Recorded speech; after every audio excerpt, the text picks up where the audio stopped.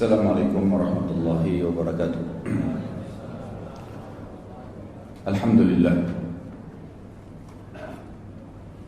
Nahmaduhu kama yanbaghi li jalalihi wa 'azamati sultanihi. Nahmaduhu hamdal hamidin wa nashkuruhu shukra syakirin.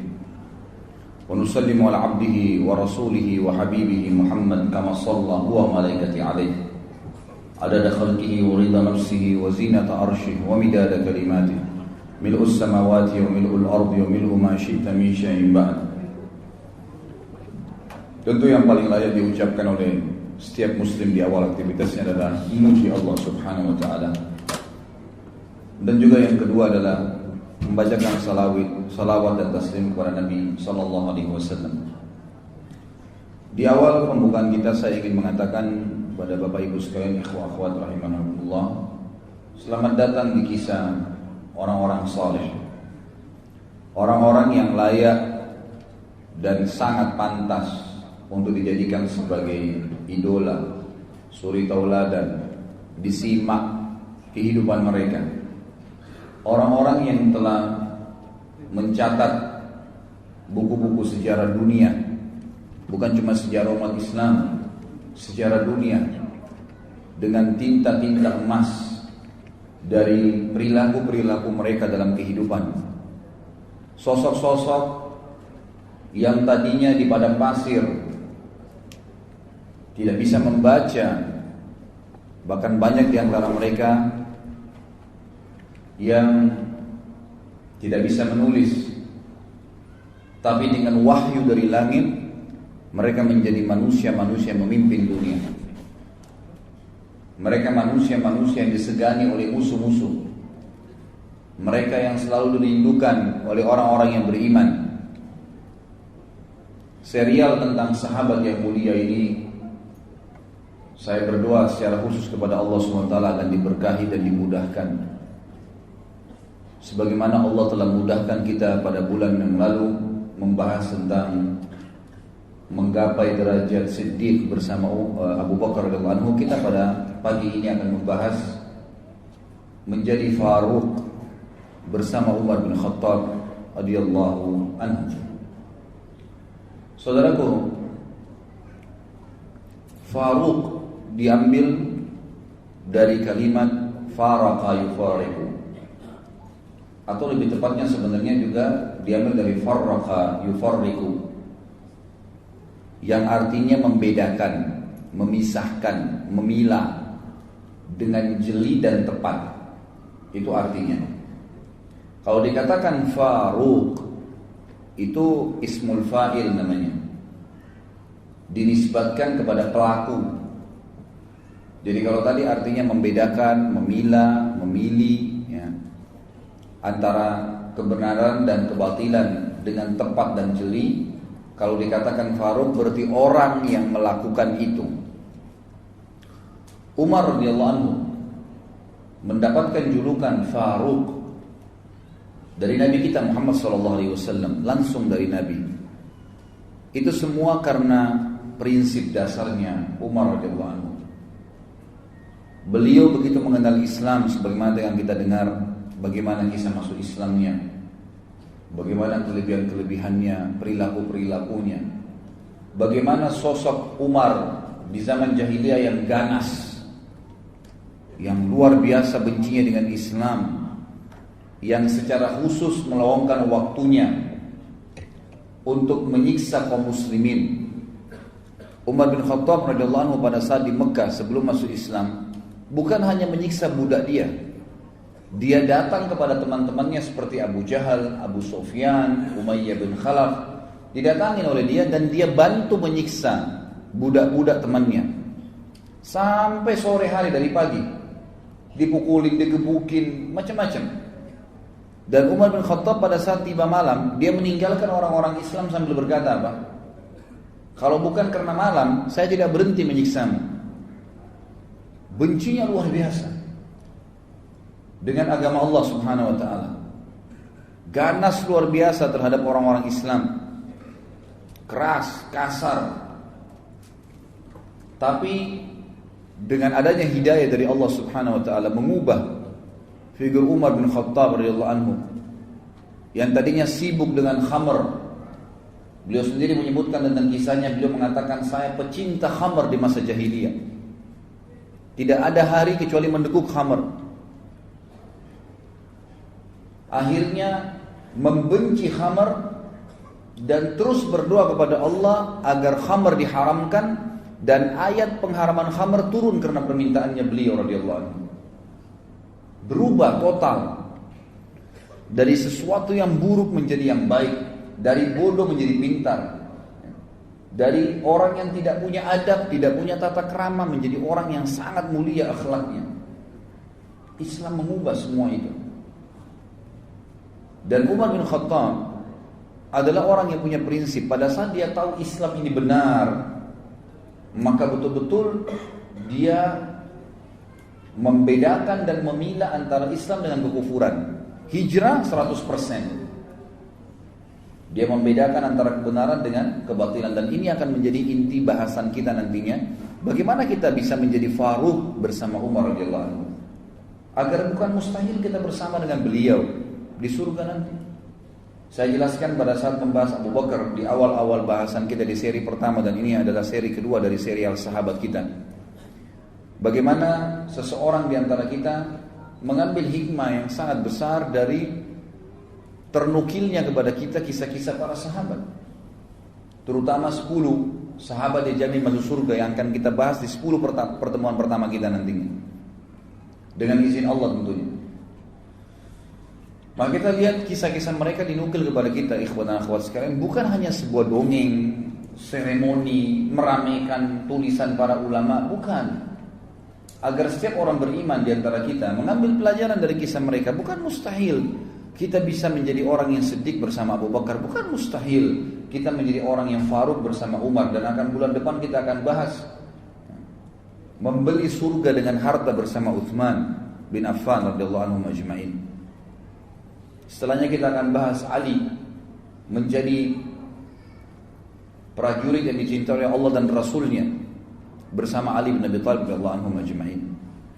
Kisah-kisah mereka ternukil kepada kita, terukir dengan sangat lengkap, terinci apa perilaku-perilaku mereka selama mereka hidup, agar kita mengambil pelajaran, dan bukan mustahil kita bersama mereka di surga.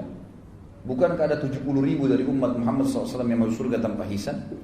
Bukankah ada hadis lain yang mengatakan, dan Nabi SAW meminta lagi kepada Allah dimudahkan, maka Allah memudahkan di setiap satu orang dari 70.000 itu membawa 70.000 yang lainnya. Semoga Allah SWT menjadikan kita termasuk di antaranya, masuk surga tanpa hisab bersama dengan orang-orang yang sudah dimuliakan oleh Allah SWT dari kalangan sahabat Nabi ridwanullahi alaihi. Umar bin Khattab ini punya banyak sekali fadilah, tetapi yang dititik beratkan adalah bagaimana Umar bin Khattab ini bisa ditakuti, disegani oleh musuh-musuh Allah, sampai pada tingkat syaitan pun takut dengan Umar. Padahal Umar gak melihat syaitan itu. Kira-kira apa kata kuncinya?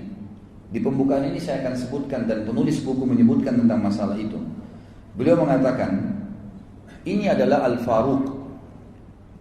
Menyebut namanya menghiasi majlis pertemuan setiap orang yang beriman. Padanya terbaca kebenaran ungkapan. Semua orang yang membahas Umar dan menyimpulkan, ternyata sampai dia sukses sebagaimana kita pelajari nanti, dari anak atau dari seorang anak muda yang pemabuk, yang jahat, yang ganas sama orang Islam atau orang mukmin di Mekah, menjadi seorang yang beriman, yang sangat baik, sebagaimana kita lihat nanti, yang sangat luar biasa perjuangannya membela agama Allah, dan sangat tegas dengan orang-orang kafir, sampai menjadi raja kaum muslimin dan meninggal mati syahid di Madinah. Ternyata kata kuncinya, kata beliau adalah, barang siapa yang takut kepada Allah, niscaya Allah akan membuat segala sesuatu takut padanya. Jadi rahasianya Umar bin Khattab ditakutin. Nanti kita lihat sama musuh-musuhnya dari kalangan manusia dan jin pun. Jin kalau melihat Umar bin Khattab, nanti kita jelaskan hadisnya, lewat di sebuah lembah, Umar gak lihat, dia sengaja cari lembah lain karena takut dengan Umar radhiyallahu anhu. Kata kuncinya karena Umar bin Khattab sangat takut dengan Allah Subhanahu wa taala. Disebutkan cirinya adalah beliau kalau mendengar atau membaca Al-Quran terlintas ayat tentang azab, maka beliau pingsan. Setiap kali dengar ayat pasti pingsan. Bahkan pernah sekali beliau baca Quran itu pingsan, ya, dan sadar beberapa saat kemudian dan merasa sakit tubuhnya karena takutnya dengan ayat tersebut selama sebulan. Dan para sahabat mengunjunginya karena dianggap sakitnya tadi. Tidak pernah kena apa-apa, nggak ada penyakit khusus, tapi karena takut pada saat membaca tentang ayat azabnya Allah Subhanahu Wa Taala. Di kedua, bawah matanya, kelopak matanya ada garis berwarna hitam. Dan ini tidak mudah, kulit seseorang itu bisa bergaris warna hitam dan seperti ada lubang mengalirnya tempat air. Ini karena banyaknya Umar bin Khattab menangis kepada Allah Subhanahu Wa Taala setelah masuk Islam. Sebagaimana juga mudah-mudahan nanti akan ada beberapa kisahnya. Dialah laki-laki yang terang-terangan tentang Islamnya pada saat orang menyembunyikan Islam itu sendiri. Dia yang sengaja mengorbit Islamnya. Nanti juga akan kita lihat kisahnya. Dia laki-laki, ikhwan dan akhwat sekalian, yang menambal bajunya pada saat menjadi khalifah dan memakai baju biasa dan tidak punya pengawal. Tidak pernah takut kecuali kepada Allah Subhanahu Wa Taala. Dialah laki-laki yang syaitan lari darinya. Dialah laki-laki yang tidak pernah tidur malam hari kecuali sudah memastikan tidak ada lagi kaum muslimin yang susah pada saat itu. Dialah laki-laki yang merupakan mujahid terbesar, ya, yang dicatat dalam sejarah. Karena di zaman Umar bin Khattab disepakati oleh para sejarawan muslim adalah masa ekspansi Islam terbesar. Runtuhnya, ya, kerajaan Persia secara keseluruhan, Rusia, Afghanistan, Iran, Irak, semua wilayah Persia dulu itu runtuh di zaman Umar radhiyallahu anhu. Begitu pula wilayah, sebagian besar wilayah Romawiya, negeri Syam, ya, kemudian Mesir, wilayah Afrika, takluk ya dari dua sisi, timur dan baratnya dunia ini takluk di zaman Umar bin Khattab dan masuk Islam pada saat itu. Berapa banyak pahala yang beliau panen radhiyallahu anhu, dan nanti akan kita jelaskan masalah itu. Dialah dikatakan orang yang tidak mau makan sampai kelaparan pada saat masyarakatnya ditimpa paceklik, dikenal dengan Amramada. Nanti akan kita jelaskan juga masalah itu. Dialah orang yang selalu mengucapkan kebenaran walaupun pahit dan tidak pernah takut kecuali kepada Allah Subhanahu Wa Taala. Kata penulis, dialah Faruq umat ini yang telah mengguncangkan singgasana orang-orang zalim, meruntuhkan benteng-benteng raja-raja Kisra dan Kaisar Romawi. Orang-orang sombong lagi congkak tunduk kepada, ya, keadilannya. Bendera kezaliman tertunduk di depan panji keadilannya. Dialah orang yang sangat zuhud, seorang ulama, ahli ibadah, pencemburu terhadap orang-orang yang melanggar hukum Allah, dan juga orang yang sangat takut kepada Allah Subhanahu Wa Taala. Orang yang punya tekad yang bajak, pembunuh fitnah-fitnah, dan juga orang yang paling gencar menghidupkan sunnah Nabi Sallallahu Alaihi Wasallam. Ini kurang lebih kronologis yang disebutkan oleh penulis buku. Sekarang kita masuk, siapa Umar bin Khattab radhiyallahu anhu. Umar bin Khattab ini sebenarnya adalah salah satu dari suku Adi. Adi ini suku dari Quraisy dan bertemu dengan Nabi Sallallahu Alaihi Wasallam di kakek kelima atau keenamnya. Di zaman jahiliyah, Umar ini sangat dekat dengan Umar yang lain. Ada dua orang Umar dulu di zaman jahiliyah yang terkenal sekali, pemimpin Mekah. Itu adalah Umar bin Khattab dan Umar bin Amr bin Hisham, atau dikenal dengan Abu Jahal. Dua orang ini terkenal dengan Umarain, ya, di Mekah. Dua Umar yang terkenal sekali. Dua-duanya punya prinsip hidup, dua-duanya orangnya kekar, tubuhnya tinggi besar, kepala suku, ya, yang memimpin pada saat itu. Karena di Mekah tidak ada raja, satu raja yang memimpin, tapi semua kepala suku. Mereka bersatu di Darun Nadwa, kemudian mereka, ya, sama-sama mengambil keputusan untuk Mekah. Dan Umar sama Umar bin Amr atau Abu Jahal dengan Umar bin Khattab ini dua-duanya adalah orang yang sangat berpengaruh. Makanya kita akan jelaskan nanti, Umar bin Khattab ini punya kisah masuk Islam itu karena doa Nabi SAW. Nanti akan saya jelaskan sebentar. Umar bin Khattab ini tugasnya di masa jahiliyah dulu adalah sebagai duta. Dan duta ini adalah sosok orang yang menggambarkan atau menyimbolkan sebuah negara sebagaimana kita tahu. Dan duta ini sama dengan presiden. Dia nggak boleh diganggu dan dia harus punya kelebihan, keterampilan, baik itu dalam membela dirinya ataupun mempertahankan prinsip-prinsip dasar negaranya. Dan Umar bin Khattab adalah duta, gitu kan, bagi orang-orang Quraisy kemanapun dia yang diutus untuk pergi. Dan kalau menghadapi orang-orang yang susah, keras kepala, berat untuk ditangani, maka Umar bin Khattab lah yang diminta oleh orang-orang Quraisy untuk menghadapinya. Di masa jahiliyah dia sangat buruk kehidupannya, karena Umar bin Khattab maksudnya buruk dalam pandangan Islam tanda kutip ya. Beliau selalu mabuk, beliau selalu menyembah berhala. Agak berbeda sedikit dengan Abu Bakar. Abu Bakar memang orang yang dari zaman jahiliyah nggak pernah buat masalah. Memang masa jahiliyah itu subhanallah Abu Bakar hidupnya mulus-mulus saja, tidak pernah sembah berhala, orang yang suka bersedekah, memang sudah bersahabat dengan Nabi SAW karena dia tinggal satu camp dengan Khadijah, ya, pemukiman pedagang-pedagang di Mekah, sebagaimana sudah kita jelaskan pada pertemuan yang lalu. Tapi Abu Bakar itu hidup Abu Bakar. Mungkin tidak semua orang bisa seperti Abu Bakar. Tapi Umar Allah jadikan radhiyallahu anhu ajma'in adalah simbol ya rahmatnya Allah Subhanahu wa taala. Ternyata Umar bin Khattab ini kehidupannya luar biasa gitu. Di masa jahiliyah, mabuk tiap hari nyiksa umat Islam, tiap hari nyembah berhala, beragam macam kesalahan dikerjakan oleh Umar bin Khattab radhiyallahu anhu, gitu kan? Maka dengan datangnya Islam, Allah SWT menunjukkan rahmatnya. Asal orang mau taubat, orang mau berubah, orang mau mengikuti kebenaran, Allah tidak akan lihat masa lalunya. Allah tidak akan lihat masa lalunya. Umar bin Khattab ini berselisih para ulama tentang bagaimana kisah masuk Islamnya. Paling tidak ada 3 riwayat yang dinukil oleh penulis buku. Namun yang paling ditarjih, dikuatkan oleh beliau adalah riwayat tentang ya, atau riwayat Imam Tirmidzi dalam kitab Al-Manaqib tentang Manaqibul Umar bin Khattab yang disahihkan oleh Syekh Albani dalam masalah ini. Bahwasanya riwayat tentang keislaman Umar yang paling kuat kena ya dengan riwayat Tirmidzi, yaitu doa Nabi SAW. Waktu umat Islam terdesak, kewalahan di Mekah menghadapi musuh-musuh mereka, tiap hari disiksa, tiap hari dipukulin, ada yang dibunuh, nggak bisa melawan. Sampai waktu Nabi SAW melewati Yasir dan istrinya Sumayyah radhiyallahu anhuma, budak daripada Abu Jahal, dan memiliki anak bernama Ammar yang dikenal dengan Ammar bin Yasir, semuanya sahabat yang mulia. Sumayyah lagi hamil, lalu dikatakan oleh Abu Jahal, ya, kembalilah kepada Tuhanmu yang dulu wahai Sumayyah. Maka Sumayyah mengatakan, saya lebih memilih mati daripada harus kembali menyembah berhala yang kalian buat dengan tangan kalian sendiri. Lalu Abu Jahal marah menusuk perutnya Sumayyah. Meninggal mati syahid, dan wanita pertama syahid dalam Islam adalah Sumayyah radhiyallahu anha. Kemudian menyusul suaminya Yasir, dibunuh juga oleh Abu Jahal. Lalu Ammar ya, pada saat itu didesak, umurnya masih 8 tahun, 9 tahun, oleh Abu Jahal dikatakan, wahai Ammar, kalau kau tidak mengaku juga kembali kepada Tuhanmu yang dulu, maka aku akan menyiksamu lebih berat daripada ibu dan ayahmu.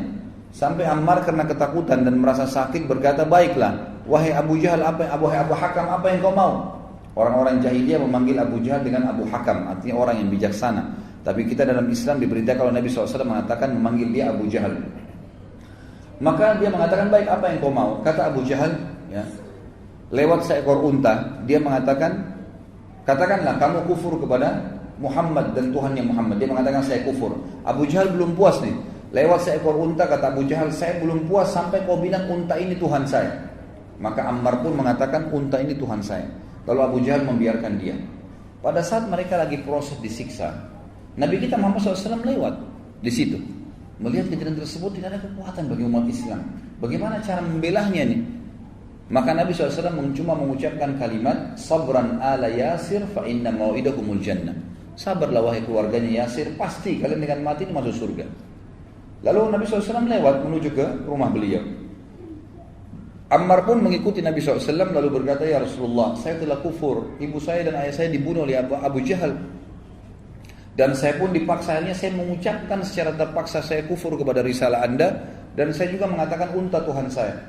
Maka kata Nabi SAW, wahai Ammar, kalau besok kau diperlakukan lagi yang sama dengan Abu Jahal, ucapkan apa yang dia mau, karena sungguhnya kau tidak kufur, hatimu tidak seperti itu. Maka turunlah firman Allah Subhanahu wa taala yang menjelaskan tentang perilaku Ammar ini.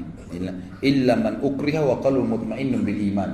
Tidak masuk kekufuran kalau orang itu sebenarnya mengucapkan kalimat kufur karena terpaksa sementara hatinya penuh dengan keimanan. Turun kepada Ammar radhiyallahu anhum ajma'in. Pada saat itulah Nabi SAW berdoa. Mengatakan dalam doanya, Allahumma izzal islama bi ahabba hadaini rajulaini ilai. Bi Abi Jahal bin Hisham, dalam riwayat dikatakan bi Umar ya, bin Amr bin Hisham, dan yang kedua au bi Umar bin Khattab. Hadis ini sebagaimana saya jelaskan dari riwayat Tirmidzi dan disahihkan oleh Syekh Albani. Artinya, ya Allah, kata Nabi SAW dalam doanya, muliakanlah Islam ini dengan salah satu dari dua orang yang paling engkau cintai.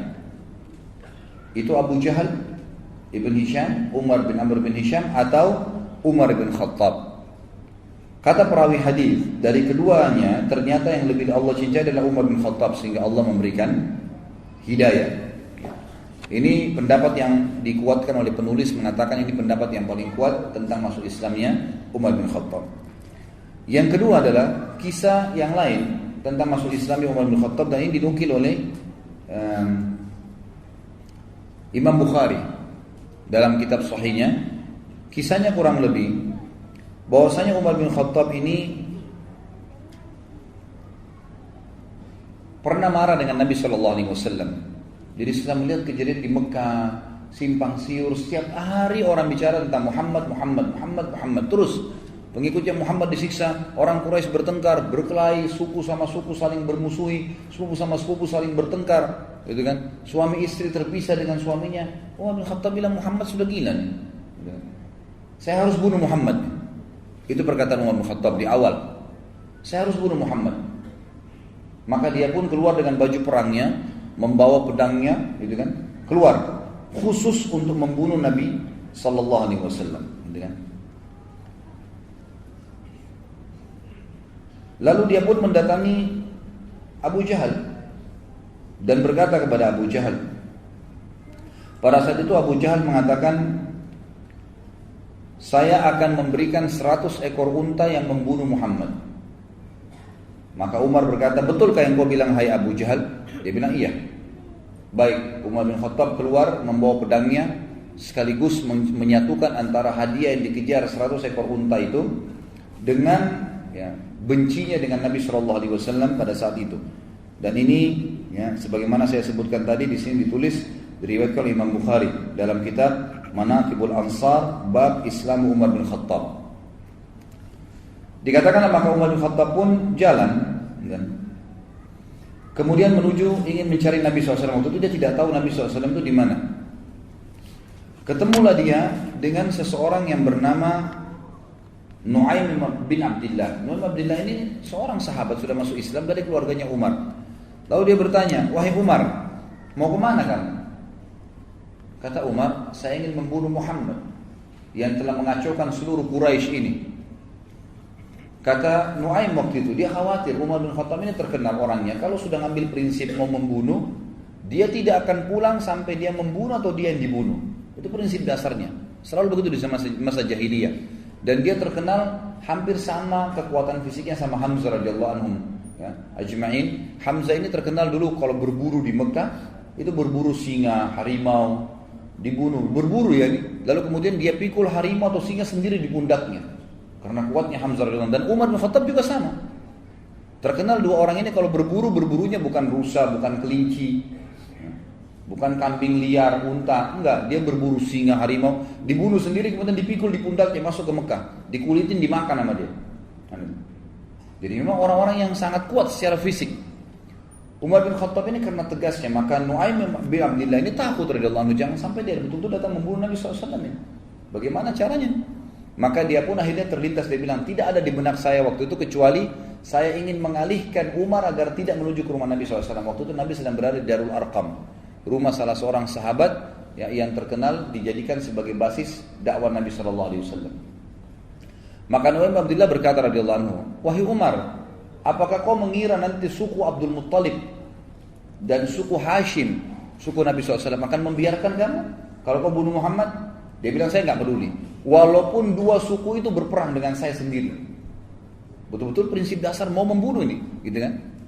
Lalu kata Nu'aim bin Abdillah, tidak tegas di mana saya kecuali satu hal. Saya bilang, kenapa kamu sibuk mengurus Muhammad, ayah Umar, sementara adikmu sendiri Fatimah bin Khattab, ini adik kandungnya Umar bin Khattab perempuan, dengan suaminya adik iparmu Sa'id bin Zaid. Sa'id bin Zaid radhiyallahu anhu adalah salah satu dari 10 yang masuk surga nantinya, gitu kan? Itu adik iparnya Umar bin Khattab. Jadi Umar sama adik iparnya dua-dua dapat jaminan surga. Dari 10 sahabatnya masuk surga. Sa'id bin Zaid ini. Mereka sudah masuk ikut agamanya Muhammad. Bagaimana bisa kau sibuk dengan Muhammad sementara keluargamu sendiri belum kamu urus? Maka Umar marah mengatakan, apakah benar Fatimah adikku sudah sabah? Ya, artinya sudah keluar meninggalkan agama Tuhannya. Kata Nuaim, iya benar. Silakan kau pastikan sendiri. Maka Umar bin Khattab waktu itu tidak tahu di mana Nabi SAW berada dan dia tahu rumah adiknya. Dia menuju ke rumah adiknya. Jalan dari ke rumah adiknya. Tiba di rumah adiknya, ternyata adiknya Fatimah binti Khattab dan suaminya Sa'id bin Zaid sedang belajar Al-Quran dari seorang sahabat tadinya bekas budak yang dibebaskan oleh Abu Bakar, namanya Khabbab bin Arad. Khabbab bin Arad adalah guru Al-Quran. Dia ajar mengaji lagi dengan ayat. Begitu mereka dengar suara langkah Umar bin Khattab, dalam beberapa athar dikatakan Umar ini saking badannya besar, kalau dia melangkah suara kakinya terdengar. Maka didengar oleh Fatimah dan mereka tahu itu adalah langkah Umar. Dengan suaranya juga dikenal dari Umar. Maka mereka pun menyembunyikan Khabbab bin Arad di kamar, kemudian menyembunyikan beberapa lembaran Al-Quran yang waktu itu masih tertulis di kulit-kulit unta. Lalu Umar mengetuk pintu, tidak dibukakan, lalu dia mendobrak pintu dan rubuh pintu itu. Kemudian dia berkata kepada Fatimah dan Sa'id, adiknya dan adik iparnya, apa tadi yang saya dengar itu? Apakah itu yang Muhammad ajarkan? Kata Fatimah, tidak ada sesuatu yang kau dengar. Apa yang kau dengar tadi? Lalu dia mengatakan, tadi saya dengar. Tidak usah kalian rahasiakan. Perlihatkan kepada saya itu. Waktu itu kebetulan lembaran Al-Quran dipegang oleh Fatimah.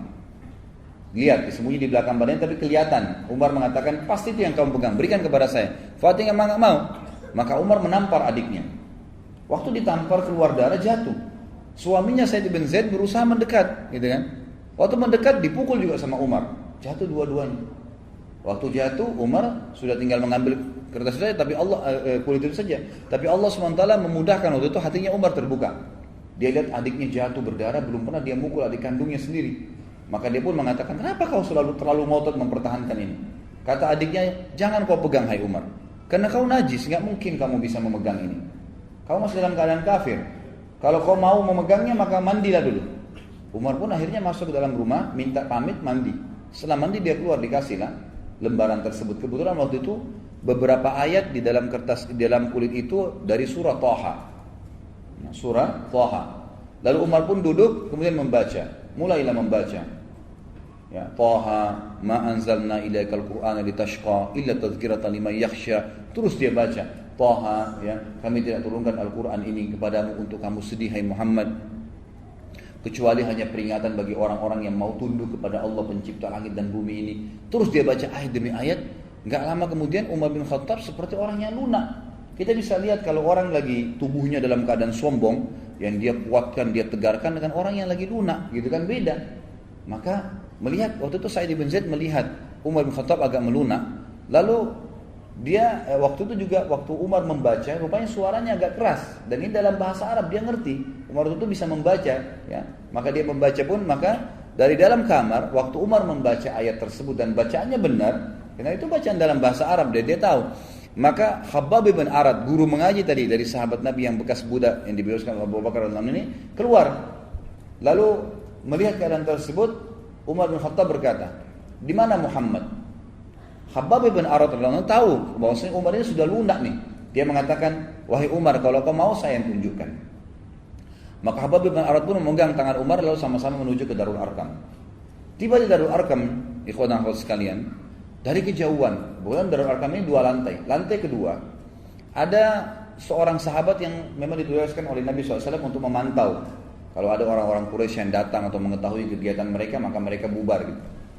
Begitu dia lihat dari jauh, ternyata ada Khabbab bin Arad datang, lagi berada di sebelahnya Umar bin Khattab. Dan Khabbab bin Arad ini memegang tangan Umar. Tapi dari kejauhan, kesannya seperti Umar yang memegang dia, karena besarnya tangan Umar gitu kan. Maka yang sahabat di lantai 2 rumah ini mengira Umar bin Khattab menawan Khabbab bin Arad gitu kan, dan dia datang untuk membunuh Nabi SAW. Maka berteriak dari atas sahabat ini, Umar bin Khattab, si kafir datang gitu kan. Maka semua orang heboh di rumah Darul Arqam. Umar bin Khattab yang datang. Lebih baik orang-orang Quraisy 10-20 orang daripada Umar yang datang gitu kan. Bagi mereka luar biasa kalau Umar datang ini, berbahaya sekali gitu kan. Nanti kita lihat setelah masuk Islam bagaimana dia lawan orang-orang Quraisy juga sendirian. Maka dia pun datang ke dekat pintu. Pada saat masuk dekat pintu, Maka semua sahabat waktu itu hirup-hirup dalam rumah. Hamzah radhiyallahu anhu waktu itu sudah masuk Islam sebelumnya dan duduk lalu berkata, biarkan dia masuk. Kalau dia niat buruk, saya akan menghadapinya. Maka Nabi SAW mengatakan, masukkan Hamzah ke dalam kamar. Hamzah disuruh sembunyikan. Ini bukan perkelahian. Nabi SAW sudah tahu. Dimasukkan ke dalam ruangan. Lalu kata Nabi SAW, bukakan buat dia. Begitu dia masuk, begitu dibukakan pintu, Umar bin Khattab lihat Nabi SAW, tundukkan pandangannya. Lalu Nabi SAW memegang pundaknya, bajunya dengan keras dan menyentaknya sambil mengatakan, wahai Ibnu Khattab, apakah kau menunggu azabnya Allah turun padamu baru kau beriman? Maka Umar diam. Nabi SAW sentak kedua kali, wahai Ibnu Khattab, apakah kau menunggu azabnya Allah turun kepadamu baru kau mau beriman? Sampai 3 kali lalu Umar bin Khattab jatuh berlutut di tanah lalu mengatakan, saya beriman kepadamu ya Rasulullah. Lalu dia syahadat. Pada saat dia syahadat, seluruh Darul Arqam bertakbir. Karena besarnya takbir kaum muslimin, bangga dengan Umar masuk Islam, terdengar sampai di dekat Ka'bah takbir mereka. Gitu kan? Jadi saking besarnya. Ini salah satu kisah yang berhubungan dengan masuk Islamnya Umar bin Khattab. Riwayat yang lain maksud saya. Riwayat yang ketiga adalah riwayat yang dinukil oleh Imam Ahmad, ya. Mohon maaf, bukan. Riwayat di sini dikatakan sebenarnya di sanadnya dhaif, ya. Sanadnya dhaif, tapi ini disebutkan oleh Imam Al-Dhahabi dalam Al-Mizan. Ini dikarenakan karena riwayat ini terdapat Abdurrahman bin Harith, seorang rawi yang jujur sebetulnya, tapi dia memiliki kekeliruan dalam meriwayatkan hadis. Jadi sebenarnya dhaifnya lemah pun tidak terlalu lemah. Ya karena dia bukan pembohong, dia bukan ahli maksiat, cuman dia kadang-kadang keliru kalau menyampaikan hadis, lafadznya ada yang tertukar. Maka didhaifkan. Tapi ulama tentu nanti saya simpulkan akan menggabungkan 3 riwayat ini dan mengatakan tidak ada yang berbentrok satu sama yang lain. Intinya Umar bin Khattab sudah masuk Islam dan akhirnya menjadi seorang sahabat yang mulia. Ibnu Ishaq menukil dalam buku sirahnya tentang Ummu Abdillah binti Abi Hathma, ya, radhiyallahu anha. Pada saat dia cerita, Ummu Abdillah ini bercerita, demi Allah ketika kami sedang bersiap-siap berangkat ke negeri Habasyah, mau berangkat ke negeri Habasyah, maka suaminya Amir namanya sedang menunggu di sebuah lembah yang cukup jauh dari Mekah supaya tidak kelihatan, maka satu-satu keluar gitu. Ummu Abdillah ini kebetulan masih punya hubungan kerabat dengan Umar bin Khattab dan waktu itu terdengar di orang-orang Quraisy bahwa muslimin sudah mau hijrah, mau melarikan diri dari Mekah dan orang-orang Quraisy berjaga-jaga. Termasuk Umar bin Khattab yang berjaga-jaga, ya berusaha menahan umat Islam jangan sampai hijrah ke Habasyah. Ada yang hijrah dibunuh, gitu kan, berusaha dibunuh. Ummu Abdillah ini punya hubungan kerabat dengan Umar dan dia bersama dengan anaknya Abdullah ingin menyusul suaminya ke sebuah lembah yang sudah cukup jauh dari Mekah. Pada saat dia mikul-mikul barangnya, melewatin lembah demi lembah, tiba-tiba sebelum keluar dari pintu gerbang Mekah, ada Umar bin Khattab berdiri. Kagetlah Ummu Abdillah ini. Lalu Ummu Abdillah berkata, sungguh kami mendapatkan ujian berat melalui kalian. Maksudnya orang-orang musyrik Mekah, ya. Kami tidak pernah dibiarkan oleh kalian. Mau beriman pada Allah di Mekah diganggu, mau hijrah pun ditahan. Umar bin Khattab kaget waktu itu melihat Ummu Abdillah karena kerabatnya perempuan, ya. Kemudian malam-malam bawa barang, pikul-pikul, bawa anaknya masih kecil Abdullah yang waktu itu masih umur 2 atau 3 tahun, ya. Lalu Umar kesian mengatakan, wahai Ummu Abdillah, mau kemana kamu? Kata dia, saya mau ke Habasyah, mau hijrah, karena kami nggak bisa ibadah menyembah Allah di sini. Kalian paksa kami untuk menjadi musyrik.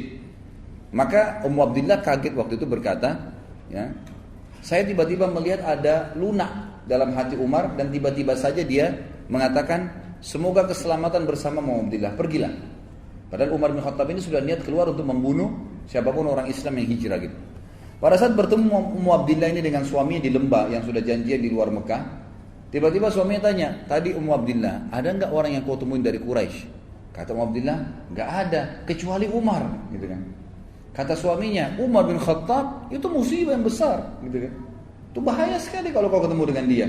Lalu kata Ummu Abdillah, tapi dia sempat lunak. Dia bahkan mengatakan kepada saya, semoga engkau selamat wahai Ummu Abdillah. Mudah-mudahan menjadi penyebab masuk Islamnya, gitu kan. Lalu kata Amir ini suaminya Ummu Abdillah. Dia mengatakan, orang yang engkau lihat tadi itu, Umar bin Khattab maksudnya, tidak akan pernah masuk Islam sebelum keledainya Al-Khattab masuk Islam. Jadi mustahil masuk Islam orang itu, gitu kan. Ini kata sahabat ini. Karena luar biasa Umar benci dengan Islam pada saat itu. Gitu kan? Jadi kalau seandainya orang yang kau lihat itu mau masuk Islam, mesti keledainya Khattab, keluarga Khattab, maksudnya keluarganya Umar semua, itu syahadat baru dia bisa syahadat tuh orang. Saking sulitnya gitu. Maka akhirnya di kisah ini disebutkan sampai di situ, dan akhirnya Umar bin Khattab benar masuk Islam, kemungkinan bisa saja dari doanya Ummu Abdillah tadi yang disebutkan ya. Jadi itu diantara riwayat yang dinukil kepada kita. Pertama tentang doa Nabi SAW, dan ini yang paling kuat. Yang kedua tentang adiknya Fatimah dan Sa'id bin Zaid radhiyallahu anhum ajma'in yang sudah masuk Islam sebenarnya, lalu Umar membaca surah Thaha. Dan yang ketiga adalah tentang masalah kisah Ummu Abdillah. Ada riwayat yang lain juga dinukil oleh sebagian ya, ulama, dan dinukil juga oleh beliau di sini, adalah Umar bin Khattab pernah bercerita sendiri.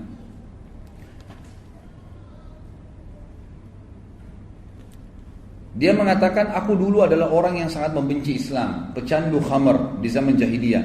Aku sangat menyukai dan selalu meminumnya. Kami mempunyai sebuah tempat di sana, orang-orang Quraisy berkumpul untuk minum-minum dan mabuk-mabuk. Ya. Dan pada saat itu, satu malam aku keluar untuk berkumpul dengan teman-temanku untuk mabuk-mabuk. Lalu aku melihat, ya ini Umar cerita setelah dia masuk Islam ya. Lalu aku melihat Rasulullah SAW sedang di dekat Ka'bah dan sedang menyembah Allah. Maka aku pun berkata, cobalah aku mendengarkan apa yang disampaikan oleh Muhammad. Ini riwayat lain ya. Lalu kemudian aku pun menyelipkan diri di antara kiswanya Ka'bah. Sampai mendekat, tidak ada yang memisahkan antara aku dengan Muhammad kecuali kiswah Ka'bah. Lalu aku dengarkan apa yang dibaca oleh Muhammad sehingga menyentuh hatiku. Lalu aku pun akhirnya mendengarkan suara dari Nabi SAW setelah hatiku tersentuh. Apa yang membuatmu datang ke sini wahai Ibnu Khattab? Maka aku menjawab, aku datang untuk beriman kepada Allah dan Rasulnya serta kepada apa yang dibawa oleh Rasulnya. Maka Rasulullah SAW pun memuji Allah sambil berkata, Allah telah memberimu petunjuk wahai Umar. Kemudian Nabi SAW mengusap dadaku, kata Umar, dan mendoakanku agar aku bisa teguh. Kemudian aku meninggalkan beliau dan beliau masuk ke dalam rumahnya. Ini dinukil oleh beliau di footnote nomor 15, dikatakan diriwayatkan oleh Atha dan Mujahid tentang Islamnya Umar. Ibnu Ishaq juga menyebutkan di dalam buku sirahnya bahwasanya Abdullah bin Abi Najih al-Makki menyampaikan kepadaku dari Ishaq. Dan sanadnya ini mursal, tapi memiliki penguat-penguat dari riwayat-riwayat yang lain. Ringkas cerita adalah Umar bin Khattab dari 4 riwayat, jadi bukan 3 tadi, 4 riwayat ini ya semua dinukil bahwasanya bagaimana beliau masuk Islam. Terlepas daripada itu, kata ahli sejarah dan penulis buku secara khusus mengatakan ini ya, kalau kita mau gabungkan semua riwayat, tetap riwayat yang paling kuat tadi adalah riwayat yang menceritakan dari doa Nabi SAW. Karena memang kalau doa Nabi maka semua jadi penyebab beliau akhirnya masuk Islam, dan kasuistik tadi yang lainnya semua karena penyebab beliau masuk Islam saja. Lalu kita masuk setelah masuk Islam. Pada saat Umar bin Khattab mengucapkan syahadat, maka yang paling pertama dia lakukan 2 hal. Begitu dia syahadat depan Nabi SAW, dia melakukan 2 hal. Yang pertama adalah dia langsung bertanya. Kata Ibnu Umar radhiyallahu anhu dalam riwayat yang sahih, riwayat Imam Bukhari, disebutkan bahwasanya pada saat Umar bin Khattab masuk Islam syahadat, dia menanyakan kepada para sahabat, siapakah di antara orang-orang Quraisy yang paling tidak bisa pegang amanah, lisannya langsung suka gosipin orang. Kata beberapa sahabat di sebelah Umar, Jamil bin Mu'ammir. Ada seseorang yang bernama Jamil bin Mu'ammir. Coba temuin orang ini mengatakan itu namanya Jamil bin Mu'ammir. Lalu Umar bin Khattab mengatakan, di mana dia? Kata sebagian orang, di dekat Ka'bah. Ibnu Umar yang menukil riwayat ini mengatakan, saya lalu mengikuti ayah saya. Pada saat menemui ya, Jamil bin Mu'ammir ini lagi duduk depan Ka'bah, ayahku pun mendekati sambil berkata, wahai Jamil, apakah kau belum tahu apa yang terjadi dengan saya? Kata Jamil, tidak. Ada apa wahai Ibnu Khattab? Lalu kata Umar, saya sudah menjadi pengikut Muhammad, gitu kan? Lalu kata Abdullah bin Umar, belum sempat. Umar bin Khattab, ayah saya masih mau ceritain nih bagaimana masuk Islamnya. Jamil bin Mu'ammir ini memang tukang gosip yang super, gitu kan? Sampai dia bilang belum dengar ceritanya apa, berdiri langsung menuju ke dekat Ka'bah, ya tanpa melihat wajah ayah saya sedikit pun, lalu berkata dekat Ka'bah, Umar bin Khattab telah murtad, telah sabak itu menyembah selain Allah, selain Tuhan-Tuhan mereka. Maka orang-orang Quraisy pun datang dan akhirnya mengeroyoki Umar. ya, mengurangi Umar. Waktu Umar ditanya oleh orang Quraisy sebelum dikeroyokin, wahai Umar, apa kau sudah sabak? Sabak itu berarti sudah murtad dari agama kita, menyembah selain berhala-berhala yang kami sembah. Kata Umar, tidak, saya enggak sabak, saya enggak murtad, tapi saya sudah asyhadu an la ilaha illallah wa anna muhammadar rasulullah. Malah dia syahadat depan mereka, gitu kan. Maka dalam riwayatnya dikatakan Umar bin Khattab pun dikeroyokin oleh orang-orang Quraisy. Riwayat yang ini riwayat menjelaskan, maka Umar pun dikeroyokin orang Quraisy, lalu dia berkelahi sama mereka dari pagi itu sampai sore. Sendirian dia lawan, gitu kan. Pada saat Umar bin Khattab capek, letih, ada dua riwayat di sini. Riwayat yang pertama menjelaskan, khusus masalah riwayat yang pertama ya. Nah, nanti riwayat yang kedua tentang bagaimana setelah dia masuk Islam, apa perilakunya. Ini masih riwayat yang pertama, tapi khusus masalah pada saat dia dikeroyokin ada dua riwayat lagi. Di sini menjelaskan. Riwayat yang pertama adalah Umar bin Khattab berkelahi sampai dia lelah. Begitu dia lelah, Umar bin Khattab duduk di tanah sambil berkata, lakukan apa yang kalian mau lakukan. Silakan pukulin saya, terserah. Demi Allah, kalau kami ada jumlahnya 300 orang saja yang sudah beriman sama Allah, maka kami memiliki Mekah atau kalian jadi pemilik Mekah. Artinya kami terus akan berkelahi dengan kalian sampai Mekah ini takluk, gitu kan? Kalau kami 300 orang. Riwayat yang lain mengatakan, waktu Umar bin Khattab letih, Umar bin Khattab balik melihat siapa di antara yang sedang keroyokin dia yang berkelahi ini, pemimpinnya Quraisy. Ada ditemukan ada satu pimpinan Quraisy, waktu itu tidak disebutkan namanya, dipegang ya badannya sama Umar, ditidurkan di tanah, lalu sama Umar ditusuk matanya. Umar bilang, kalau kau tidak suruh, jadi Umar lagi digebukin nih, tapi orang itu di bawahnya Umar tusuk matanya. Umar bilang, kalau kau tidak berhentikan mereka, matamu akan saya butakan. Maka dia pun teriak, lepaskan Umar sudah gila mau butain mata saya gitu. Akhirnya orang-orang pada tinggalin Umar waktu itu. Itu riwayat yang berhubungan dengan masalah waktu dikeroyokin. Riwayat yang lain menjelaskan, tapi ini riwayat sebenarnya yang pertama lebih kuat, ya, karena diriwayatkan oleh Imam Bukhari. Kalau ini riwayat lebih hasan, yang diriwayatkan hasan adalah sebagian mendhaifkannya. Tapi yang jelas riwayatnya juga dipegangi oleh sebagian ahli sejarah karena penguat dia. Waktu Umar bin Khattab masuk Islam, dia berkata kepada Nabi SAW, ya Rasulullah, bukankah kita dalam keadaan benar? Ini baru syahadat nih, belum belajar banyak hukum, gitu kan?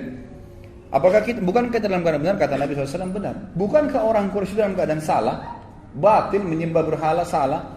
Karena tadi sebelumnya dia sudah menyembah berhala, gitu kan? Kata Nabi SAW, benar. Kata Nabi SAW, kata Umar, kalau begitu kenapa kita tinggal ya Rasulullah? Ayo kita perangin aja, gitu kan? Padahal ini masih baru berapa belas orang, gitu kan? Maka Nabi SAW waktu itu mengatakan, sabarlah wahai Ibnu Khattab, sesungguhnya Allah belum perintahkan itu padaku. Jadi ini riwayat yang lain tentang perilaku Umar bin Khattab pada saat dia masuk Islam. Penulis buku di sini langsung pindah ke kisah, bukan lagi di Mekah. Karena di Mekah tidak terlalu banyak kisahnya Umar bin Khattab radhiyallahu anhu, tapi kita masuk ke kisah lebih banyak nanti bagaimana dia setelah masuk Islam, bagaimana pada saat dia hijrah, dimulai dengan pada saat hijrah, bagaimana pada saat hidup di Madinah, peperangan-peperangan yang dia hadiri bersama Nabi SAW, janji-janji Nabi SAW kepada diri beliau pribadi, kemudian juga apa perilaku beliau pada saat beliau jadi khalifah. Itu akan banyak fokus di situ. Pada saat Umar bin Khattab akan hijrah, di sini ditulis oleh beliau, hijrah yang merendahkan martabat orang-orang musyrik. Dinukil dalam sebuah riwayat, ya, riwayat disebutkan oleh Imam Tirmidzi, ini disebutkan oleh Ibnu Athir dalam Usudul Ghaba, dan ini dengan sanad yang sahih, ya. Dan khabar ini juga dikatakan disebutkan dalam buku Ar-Riyadun Nadhirin atau Ar-Riyadun Nadhirah, ya. Ini disebutkan juga dengan riwayat-riwayat yang sahih bahwasanya Umar bin Khattab pada saat akan hijrah ke Madinah, maka Ibnu Abbas meriwayatkan, Ibnu Abbas berkata, aku telah mendengarkan Ali bin Abi Thalib menceritakan, kata Ali, aku tidak mengetahui seorang laki-laki dari kaum muhajirin yang berhijrah melainkan dia melakukan dengan sembunyi-sembunyi kecuali Umar bin Khattab. Dan subhanallah, nanti kita lihat banyak sekali kelebihan Umar bin Khattab. Itu yang sebutin adalah Ali bin Abi Thalib. Yang justru riwayat-riwayat ini anehnya kenapa tersembunyi dari teman-teman orang-orang kita Syiah ini, yang semoga Allah berikan hidayah, gitu kan? Kenapa mereka tidak merenungi masalah ini gitu? Malah terbalik, mereka menganggap kayak membenci, ya, atau ahli sunnah ini membenci Ali. Padahal kita menghormati Ali radhiyallahu anhu, dan Ali ini adalah mertua Nabi, mertua Umar bin Khattab di akhir hidupnya Umar bin Khattab. Sebagaimana kita tahu, Umar bin Khattab nanti di akhir hidupnya menikah dengan Ummu Kalthum, adiknya Hasan dan Husain, dan Umar bin Khattab meninggal di paha, ya, Ummu Kalthum itu sendiri. Ali di sini menukil, mengatakan, memuji Umar bin Khattab, berkata, saya, ya, atau aku tidak mengetahui seorang laki-laki dari muhajirin yang berhijrah ke Madinah, melainkan dia melakukan dengan sembunyi-sembunyi kecuali Umar bin Khattab. Ketika hendak berhijrah, dia mengambil pedangnya, menyiapkan busurnya, menenteng beberapa anak panah di tangannya, dan memegang tombak pendeknya. Jadi orang siap perang, gitu kan? Pedangnya ada, busurnya, anak panahnya, dan tombak kecil di tangan kirinya. Lalu dia menuju ke Ka'bah. Sementara para petinggi Quraisy sedang berada di halamannya. Dia tawaf di Ka'bah 7 putaran dengan tenang, lalu mendatangi makam Ibrahim dan sholat 2 rakaat. Kemudian dia berdiri di hadapan mereka satu persatu dengan berkata, jadi setelah tawaf menghadap ke orang-orang Quraisy, ini yang banyak puluhan jumlahnya, dia menghadap lalu dia berkata, wajah-wajah buruk Allah tidak menghinakan kecuali hidung-hidung ini. Ini bahasa Arab biasanya mengatakan, sungguh kalian orang yang paling buruk di muka bumi. Dia bahasanya begitu. Siapa yang ingin ibunya meratap karena anaknya mati, atau ya, anaknya menjadi yatim karena kehilangan ayah, dan menjadikan istrinya sebagai janda, hendaklah dia menemui aku di balik lembah ini karena aku mau hijrah sekarang. Jadi dia tantang. Jadi bahasanya bukan bilang saya mau hijrah, siapa yang mau lawan saya silakan, enggak. Dia berikan kalimat-kalimat yang menantang sekalian. Jadi pasti mati nih. Kamu mati atau saya mati? Itu bahasanya gitu kan. Siapa yang mau anaknya jadi yatim, orang tuanya kehilangan anak, istrinya jadi janda, temuin saya di belakang lembah ini. Saya mau hijrah ke Madinah. Kata Ali radhiyallahu anhu, tidak seorang pun yang mengikutinya kecuali orang-orang yang lemah yang telah diberi pelajaran dan bimbingan olehnya. Lalu dia berangkat kepada apa yang dia inginkan. Ini sebagaimana tadi disebutkan, sudah saya sebutkan riwayatnya. Jadi Umar bin Khattab ini satu-satunya orang yang hijrah dengan kemuliaan. Orang Quraisy nggak ada yang berani sama sekali yang menahan Umar bin Khattab pada saat itu, sementara yang lainnya semuanya sembunyi-sembunyi. Baik, mari kita dengar ikhwan dan akhwat sekalian beberapa manaqib. Manaqib ini kayak fadilahnya lah, ya, kelebihannya Umar bin Khattab yang disampaikan oleh Nabi sallallahu alaihi wasallam. Yang pertama adalah hadis yang sahih riwayat Imam Tirmidzi. Itu disebutkan di footnote nomor 19, di mana Nabi SAW pernah bersabda kepada para sahabat, ni'mar rajulu Abu Bakar wa ni'mar rajulu Umar. Sebaik-baik laki-laki untuk menjadi pendamping hidup, menjadi pemimpin, menjadi teman, menjadi ayah, menjadi anak adalah Abu Bakar, dan sebaik-baik orang juga laki-laki adalah Umar. Hadis ini ulama menyebutkan bahwasanya ini fadilah buat Abu Bakar dan Umar. Jadi karena di sini Nabi SAW memilih. Kalau dalam bahasa Arab dia katakan ni'mar rajul, artinya dia sebaik-baik laki-laki tadi semua posisi. Sebagai anak kah, sebagai ayah kah, sebagai suami kah, sebagai saudara kah, sebagai guru kah, sebagai murid kah. Pokoknya sebagai laki-laki dalam apapun profesinya, ini adalah orang yang terbaik dua orang, Abu Bakar dan Umar.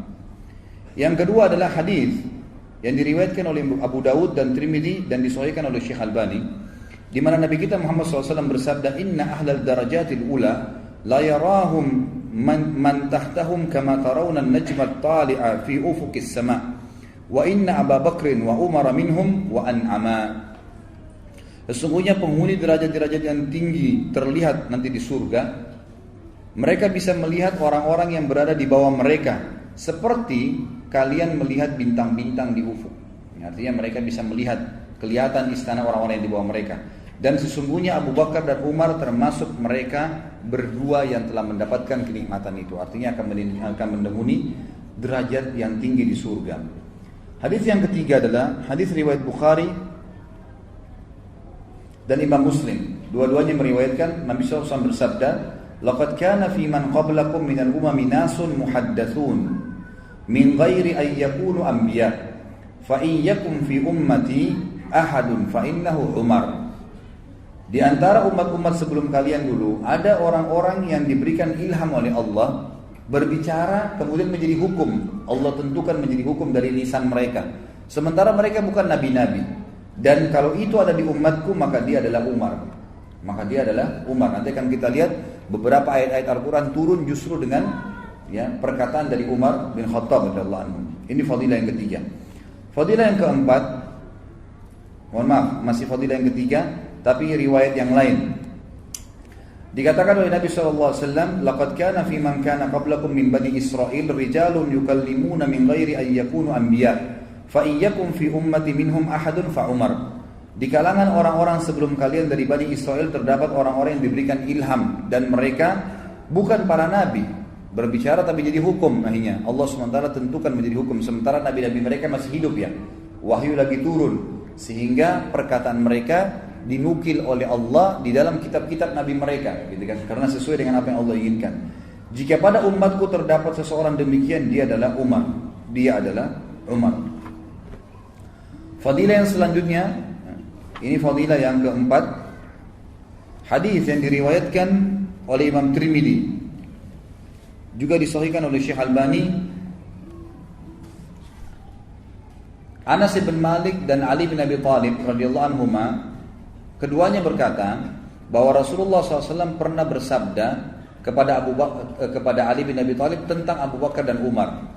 Nabi berkata kepada Ali bin Abi Thalib, "Hadani sayyida kuhuli ahlil jannah minal awwalina wal akhirin illa an-nabiyyina wal mursalin la tukhbirhuma ya Ali."